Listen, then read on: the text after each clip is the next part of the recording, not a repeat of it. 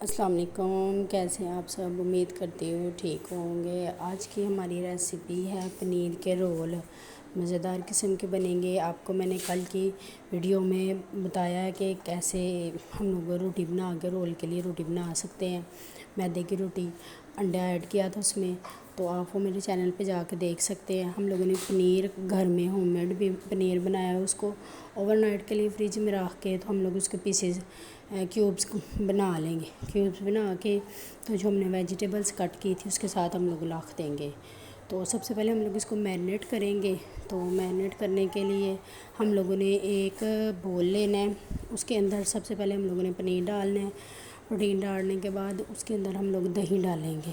اس کو 10 سے 15 منٹ کے لیے میرینیٹ کریں گے تاکہ مسالے جو ہیں نا وہ سارے اس کے اندر جذب ہو جائیں۔ دہی ڈالیں گے، دہی ڈال کے 2 ٹیبل اسپون بھر کے، اور اس کے بعد ہم لوگ اس کے اندر اسپائسز ایڈ کریں گے، جس میں جائے گا نمک، لال مرچ، گرم مسالہ اور دھڑا مرچ تھوڑی سی جائے گی۔ ان کو ڈال کے تو ساری چیزوں کو ہم لوگ مکس کر دیں گے، اور لاسٹ میں ہم لوگوں نے ادرک اور لہسن کا پیسٹ ڈالنا ہے اس کے اندر 1/2 ٹی اسپون۔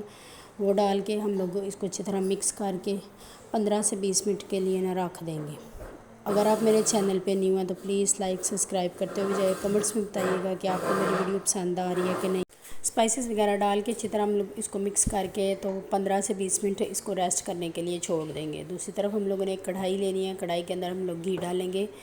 گھی کو ہم لوگوں نے گرم ہونے دینا ہے۔ جیسے گھی گرم ہو جائے گا تو ہم لوگوں نے جو اس کے اندر پنیر جو میرینیٹ کیا ہوا تھا وہ ہم لوگوں نے ڈال دینا ہے۔ اچھی طرح ہم لوگ برتن صاف کر کے اس کے اندر ڈالیں گے، اور اس کو ہم لوگ ڈھک کے 2 سے 3 منٹ کے لیے کوک کر لیں گے۔ پہلے ہم لوگ چمچ چلائیں گے ایک دفعہ، پھر اس کو کور کر کے 2 سے 3 منٹ کے لیے ہم لوگ کوک کر دیں گے۔